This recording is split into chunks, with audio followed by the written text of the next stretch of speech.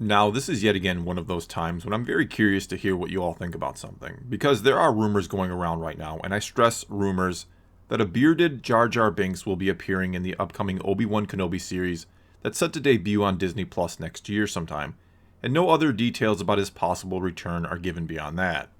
And first of all here, let me say that I do think this could happen. Sure, there are some logistical in-universe problems with it that I'll get to in a bit, but as for the idea itself, Jar Jar returning in live action in some capacity, I think there would be a lot of fans in support of this, primarily those who were younger when the prequels came out and have either always loved the character or just never bothered by him in the first place. Yes, there would also be plenty of fans flat out against it, but as far as I can tell, the hate for the prequels has really been dying down in recent years, probably thanks to, in part, the sequels being not so great in the eyes of many, but also because I think some are just looking back at them now and thinking, maybe they weren't so bad after all. Not that they suddenly think they're masterpieces or anything, but maybe they're now finding something good to take away from them. Either way, especially when you consider one of the core ideas within Star Wars has always been redemption, I think even those who hated Jar Jar back in the day and initially might be against it now, could end up appreciating getting a very toned down and mellowed out version of the character. They could come to appreciate both the character itself getting a second chance, and the actor who played him, that being Ahmad Best, getting the chance to return to a role that unfortunately not only made him rather infamous, but made him consider suicide at one point in his life. And to do it differently this time and to get his own sort of personal redemption perhaps. And yes, if they do this, Jar Jar would obviously have to be taken down several notches in order for this to work and to match what I'd assume is going to be a very somber overall tone to this show. I'm not saying he couldn't be clumsy to some degree or offer a few moments of comic relief here and there, but all that over-the-top goofiness we got from him in The Phantom Menace wouldn't work at all here. However, with this idea, as I mentioned a moment ago, there are some in-universe logistical problems, not the least of which would be, how do Jar Jar and Obi-Wan come across each other again? Even if Obi-Wan leaves Tatooine for some reason during the course of this show, either because of some sort of mission he must do, or because for a time he gives up entirely and just can't do it anymore and he leaves the planet, he would still have to come across Jar Jar Binks of all beings in the Star Wars galaxy. And before I go on, let me just say that I'm not a fan of the idea of Obi-Wan Kenobi leaving Tatooine for any reason during this time period. And if they're going to do it, if they're going to have him leave, I'd much rather it be because of some mission of the utmost importance that he feels he must do than him giving up. We don't need any more legendary Jedi giving up and exiling themselves right now. Or in Obi-Wan's case, unexiling himself, I guess.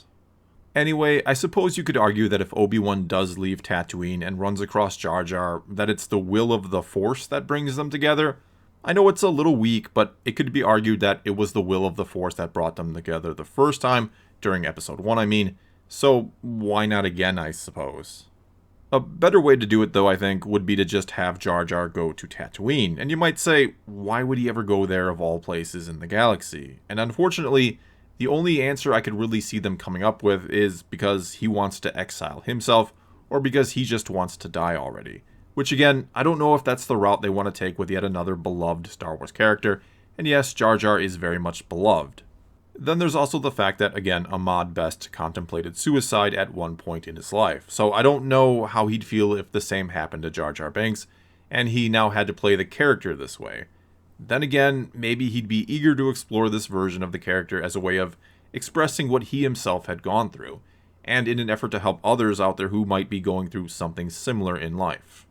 And if they did go this route with the character, we know Jar Jar has been to Tatooine before. He knows it's one of the most inhospitable planets in the galaxy around for him or his more aquatic species, having even mentioned how the sun was doing murder to his skin in Episode 1. So if he was going to run away to hide or give up, that might actually be the place he went. He then runs into Obi-Wan, and through helping Jar Jar, Obi-Wan is able to help himself or reaffirm his faith in the Jedi to some extent. And I really do think that's what the show is going to be all about. Obi-Wan kind of questioning and doubting everything he's done and is still doing for the Jedi. Again, at no point do I want to see him give up entirely, but it would certainly make sense to see him questioning his faith after everything that's happened to him. And in the end, when he fully commits once more, and not until then, he's finally able to make contact with the Force ghost of Qui-Gon Jinn, and that's basically how the show can end. And we can then safely assume he's on the path to becoming the character we not only see in A New Hope, but also the one who showed compassion to his greatest enemy, Darth Maul, in the show Rebels. But moving on here and getting back to Jar Jar, another problem with this is that in the new canon, we actually know where Jar Jar Binks is going to end up, at least where he'll be after the events of Return of the Jedi, and that is in the streets of Theed, back on Naboo, performing for children while everyone else around him shuns him and hates him for being the one who proposed giving emergency powers to Palpatine, which of course didn't turn out all that well for the galaxy. Basically, Jar Jar Binks ends up as a clown back on Naboo that everyone, except for the children, hates, which, I don't know, doesn't seem to be fitting if he's going to get some sort of profound redemption arc in the Kenobi series. Then again, I guess that could be exactly where he wants to be after whatever happens to him with Kenobi, that it makes him happy to entertain the children, or something along those lines, and he's come to terms with the fact that no one else will ever like him or forgive him, but at least he has his inner peace. The problem with this, though, is the way it's presented, which was in the book Empire's End, because it heavily implies it's just what he's been reduced to in life, not some sort of choice he's made. And even when I initially read it a few years ago, I was surprised and a bit saddened that they had done this to the character. No, I'd never been a huge fan, but I'd never hated Jar Jar either. He was way too much in The Phantom Menace for sure, but it didn't bug me as much as it bugged others. Anyway, reading that interlude about Jar Jar in Empire's End, which was essentially a 5 or so page little mini story, was the first time I really started to wonder if, maybe like Jar Jar in that story, the prequel time period was going to sort of be shunned by Lucasfilm here in the Disney era. Because even though some think that the Lucasfilm story group does virtually nothing, they no doubt had the power to veto the story of Jar Jar's sad little fate being in that book, but they let it go, which is a curious decision, I think. I mean, I guess it could be that they truly thought it was just a fitting end for the character, that he ended up as nothing more than a clown after Palpatine basically used him. Certainly, Jar Jar wasn't the only one used by Palpatine who ended up paying some sort of price and ended up miserable. But not only is there an entire generation of fans out there who grew up with the prequels and, I'd wager, mainly loves Jar Jar Binks, but George Lucas himself has even said he's his favorite character. So it just feels like an odd decision to include this little story in some random book out of the blue when they could have just left his fate a mystery forever.